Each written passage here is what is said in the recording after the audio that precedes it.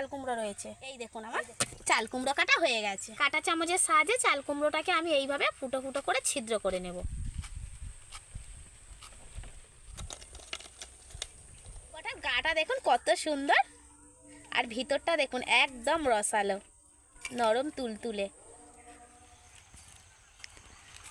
নমস্কার বন্ধুরা, কাকলি রান্নাঘর উইথ ভিলেজ ফুডে সবাইকে স্বাগত জানিয়ে আজকের আমি আপনাদের সাথে শেয়ার করব চাল কুমড়ার মোরব্বা। বন্ধুরা, মোরব্বা খেতে সকলেই ভালোবাসলেও বাড়িতে পারফেক্ট মোরব্বা কিন্তু সবাই বানাতে পারে না। আজকের আমি একদম দোকানের মতো পারফেক্ট মোরব্বা বাড়িতেই বানাবো, এমনকি খুব সহজে এবং খুব কম উপকরণে। তাহলে চলুন বন্ধুরা, আজকের রেসিপিটা আপনারা প্রথম থেকে শেষ পর্যন্ত দেখুন এবং আমার সঙ্গে থাকুন।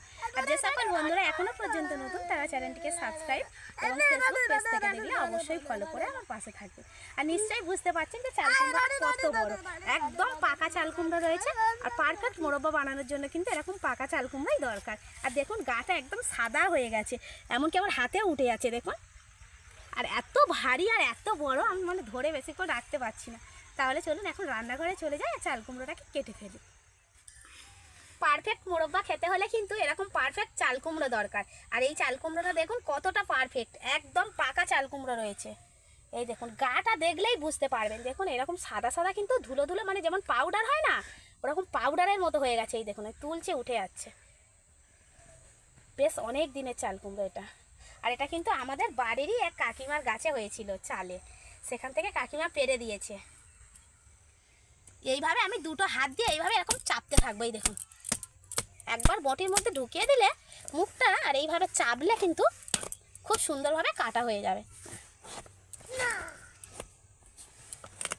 এই দেখুন আমার চাল কুমড়ো কাটা হয়ে গেছে।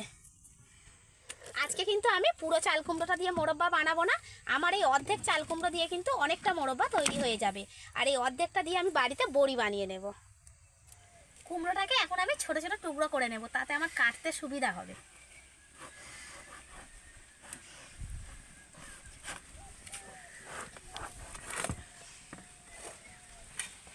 দানাগুলো দেখেছেন, বীজগুলো একদম পেকে গেছে। এই বীজগুলোকে যদি একটু রোদে শুকনো করা যায়, করে গাছ করা যাবে কিন্তু। এবার আমি চাল কুমড়োর গায়ের এই খোসাটাকে ছাড়িয়ে নেব। প্রথমত যেদিকটা বীজ রয়েছে সেদিকটা আমি ভালো করে বাদ দিয়ে দেব। বীজ থেকে কিন্তু এইভাবে ভালো করে বাদ দিতে হবে, কারণ বীজের কোনো অংশ কিন্তু নিলে হবে না। বীজটা যেখানে থাকে সেই জায়গাটা কিন্তু একদম নরম থাকে। আর আমি যে খোসার দিকটা বাদ দেব, সেটা কিন্তু খুব ভালো করে মোটা করে বাদ দিতে হবে, যাতে সবুজ অংশটা একদমই না থাকে। সবুজ অংশটা যদি ভালো করে বাদ দেওয়া যায়, তাহলে কিন্তু এই মোরব্বাটা অনেক দিন পর্যন্ত ভালো থাকবে। খোসাটা কিন্তু আমি মোটা করেই ছাড়াবো।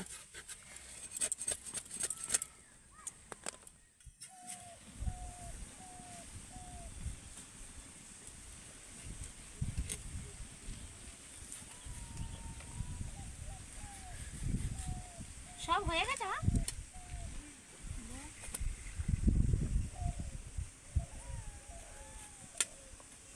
কুমড়োগুলোকে এবার আমি একটু ছোট ছোট সাইজের করে নেব।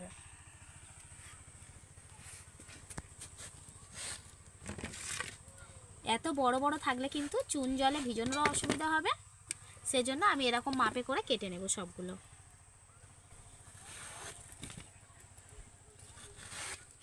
আপনারা কিন্তু এই মোরব্বাগুলোকে লম্বা, চারকোনা, ত্রিকোণা, যে কোনো সাইজের বা যে কোনো মাপের কিন্তু করে নিতে পারেন।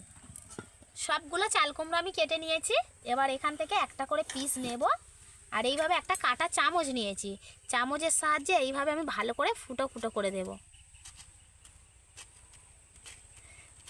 এইভাবে চামচ দিয়ে ফুটো ফুটো করে দিলে কি হবে, চাল কুমড়োটা যে এতটা শক্ত, এটা কিন্তু অনেকটা নরম হয়ে যাবে। এইভাবে ভালো করে কিন্তু ফুটো ফুটো করে দিতে হবে পুরো চারিপাশটা।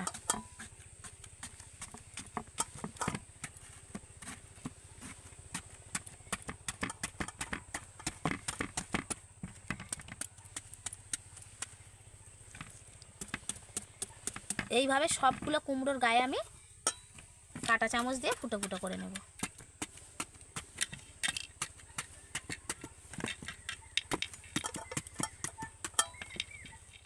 সবগুলো চাল কুমড়ো আমি ছিদ্র করে নিয়েছি।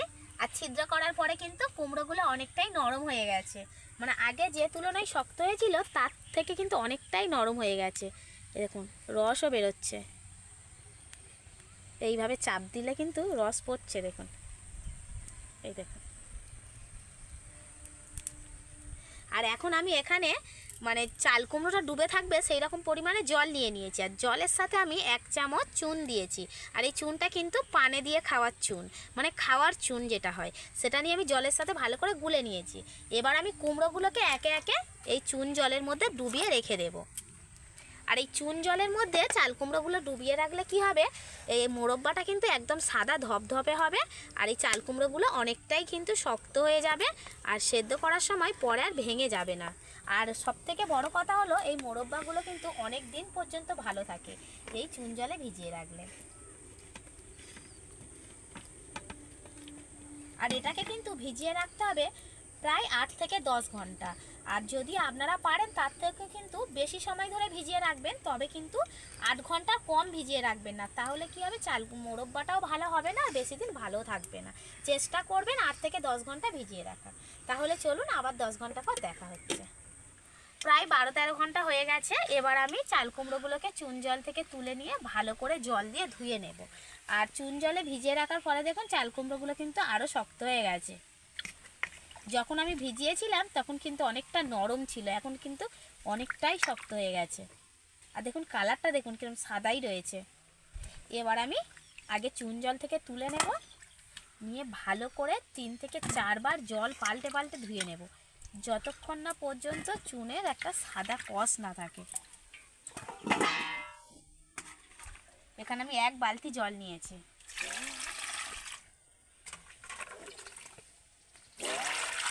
ভালো করে এইভাবে হাত দিয়ে দিয়ে ধুয়ে নেব,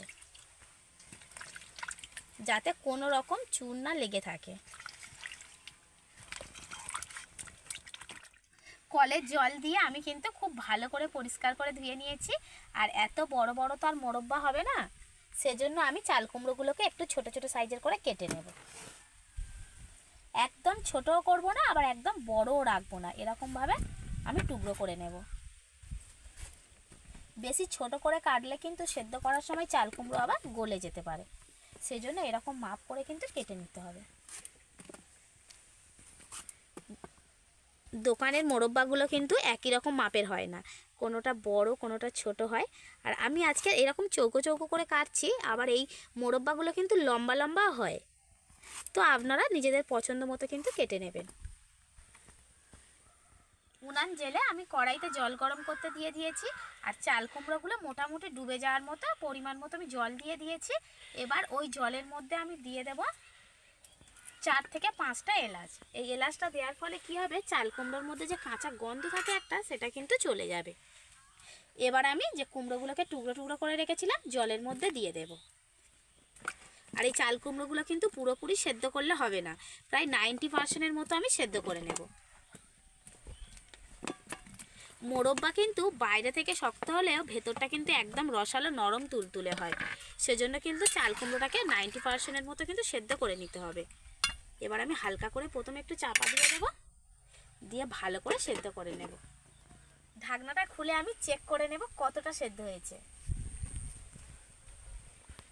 এই দেখুন আমার তো মনে হয়েছে একদম পারফেক্ট সেদ্ধ হয়ে গেছে, তবে একটা কাঠি দিয়ে আপনাদেরকে চেক করে দেখাচ্ছি। দেখুন এরকম কাঠিটা গাড়ার পরে কিন্তু খুব সুন্দরভাবে কাঠিটা গেড়ে যাচ্ছে, আর এইভাবে দেখুন পুরোপুরি ঢুকে যাচ্ছে চাল কুমড়োর গায়ে।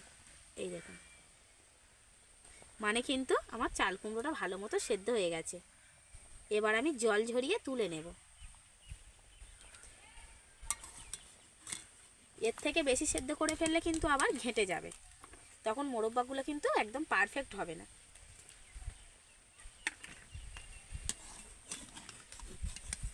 এইভাবে জল থেকে ভালো করে ছেঁকে জল ঝরিয়ে নিতে হবে। এবার কিন্তু আমি মোরব্বা বানানোর একদম লাস্ট স্টেপে চলে এসেছি। এবার আমি যেটা করব, এরকম গরম গরম চাল কুমড়োর সাথে চিনিটাকে মিক্স করে নেব। আর চাল কুমড়োটা কিন্তু ঠান্ডা করলে হবে না, কড়া থেকে জল ছাঁকিয়ে তুলে এরকম গরম গরম অবস্থাতে কিন্তু তৈরি করে নিতে হবে। আর এই কাজটা কিন্তু আমি কড়াইতেই করব, কিন্তু কড়াটা উনানে বসালে হবে না। আর এখানে আমি আর একটা কথা বলে দিই, এখানে কিন্তু আমি নিয়েছি প্রায় 1 কেজির মতো আমার চাল কুমড়ো রয়েছে। আর তার জন্য এখানে আমি 1 কেজির মতো চিনি নিয়েছি। মানে সম পরিমাণ নিতে হবে, যতটা পরিমাণে চাল কুমড়ো নেবেন ঠিক ততটা পরিমাণে চিনিটা নেবেন। এবার আমি চাল কুমড়োটা এখানে দিয়ে দেব। প্রথমে সব চাল কুমড়ো দেবো না, কিছুটা দেব, আর এখান থেকে আমি কিছুটা চিনি দেব। এবার আমি চিনিটাকে চাল কুমড়োর সাথে ভালো করে মিশিয়ে নেব।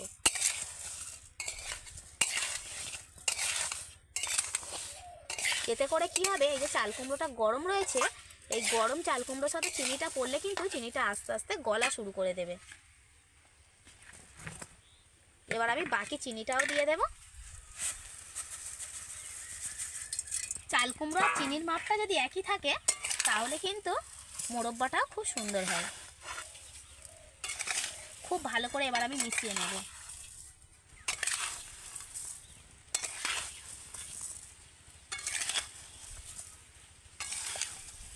আমি কিন্তু একদিক দিয়ে মেশাচ্ছি আর একদিক দিয়ে কিন্তু চিনি আস্তে আস্তে গলা শুরু করে দিয়েছে।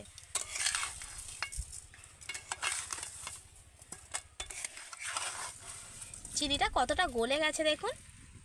এরকম নাড়তে নাড়তে কিন্তু চিনিটা আস্তে আস্তে পুরোটাই গলে যাবে। এবার আমি কড়াটাকে নিয়ে উনানের ওপর বসিয়ে দেব।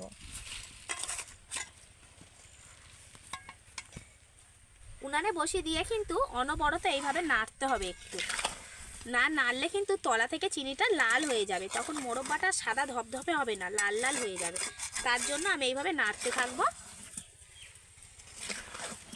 বন্ধুরা আরও একটা গুরুত্বপূর্ণ কথা বলি, যে আমি কিন্তু আজকের মোরব্বাটা সম্পূর্ণ রোদে দেওয়ার ঝামেলা ছাড়াই বানাবো। আর এই যে চাল কুমড়োর মধ্যে থেকে যে জলটা বেরোবে, এই যে চিনির জলটা বেরোচ্ছে আর চাল কুমড়োর মধ্যে থাকা জল, দুটো জলই কিন্তু একসাথেই শুষে যাবে। সেজন্য আমার মোরব্বাটা রোদে দেওয়ার কোনো ঝামেলাই থাকবে না, এমনকি কত কম সময়ের মধ্যে বানানো হয়ে যাবে। দেখুন চিনিটা গলে দেখুন একদম রস হয়ে গেছে। এবার এই চিনির রসটাই কিন্তু আবার শুকনো হয়ে এই মোরব্বার গায়ে যে সাদা সাদা গুঁড়ি গুঁড়ি হয়ে যায় পাউডারের মতো, সেটাই তৈরি হয়ে যাবে।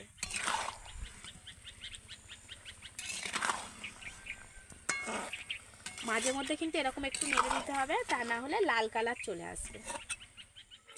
চিনির রসটা কিন্তু আমার অনেকটাই কমে এসছে, আর বাকি যে রসটা রয়েছে সেটাও কিন্তু আমি এইভাবে নেড়ে নেড়ে একদম মেরে নেব চাল কুমড়োর গায়ে। আর চিনির রসে ফোটানোর পর দেখুন চাল কুমড়োগুলো একদম কাঁচের মতো হয়ে যাচ্ছে। এই দেখুন একদম কাঁচের মতো স্বচ্ছ হয়ে গেছে, দারুণ দেখতে লাগছে। এইভাবে নাড়তে নাড়তে কিন্তু রসটা একদমই মরে যাবে।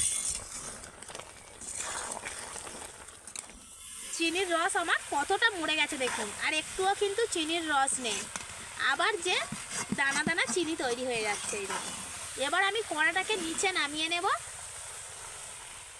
নিয়ে এবারে এইভাবে নিচে কিছুক্ষণ নাড়তে থাকবো।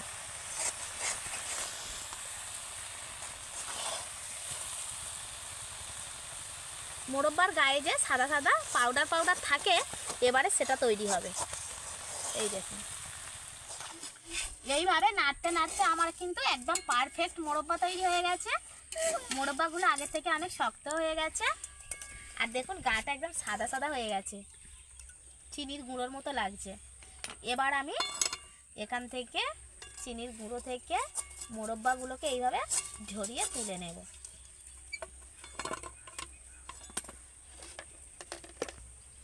কতটা মুচমুচে হয়েছে দেখুন। আর এদিকে দেখুন চিনির গুঁড়ো কিন্তু আমার যতটা মোরব্বার গায়ে নেওয়ার নিয়ে নিয়েছে, বাকিটা কিন্তু পড়ে রয়েছে।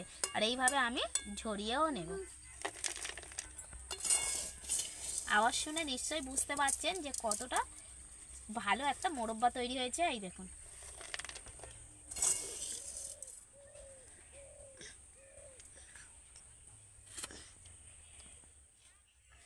মোরব্বাগুলো কিন্তু দোকানের থেকে কোনো অংশেই কম হয়নি, দেখুন একদম সাদা ধবধবে হয়েছে। আর আজকের মোরব্বাটা কিন্তু একদম রোদে দেওয়ার ঝামেলা ছাড়াই, আমি কিন্তু একবারও এক বিন্দুও কিন্তু রোদে দিলাম না, তা সত্ত্বেও দেখুন কত সুন্দর মোরব্বা তৈরি হয়ে গেছে। হ্যাঁ এই দেখুন মোরব্বাগুলো কত সুন্দর হয়েছে দেখুন। আওয়াজ শুনে নিশ্চয়ই বুঝতে পারছেন একদম পারফেক্ট হয়েছে। আর ভিতরটা দেখুন একদম রসালো, নরম তুলতুলে। দেখলে মনেই হবে না যে বাজার থেকে কিনে আনা হয়েছে না বাড়িতে বানানো। খুব কম উপকরণে এবং খুবই কম খরচের মধ্যে কিন্তু বাড়িতে অনেকগুলো মোরব্বা একসাথে বানিয়ে রেখে কিন্তু অনেক দিন পর্যন্ত খেতে পারবেন। আর আমার আজকের এই চাল কুমড়োর মোরব্বা রেসিপিটি আপনাদের কেমন লাগলো সেটা অবশ্যই কমেন্ট করে জানাবেন। আর যদি ভালো লেগে থাকে লাইক, কমেন্ট, শেয়ার, সাবস্ক্রাইব এবং ফলো করে আমার পাশে থাকবেন আর আমার নিত্য নতুন রেসিপিগুলো দেখতে থাকবেন।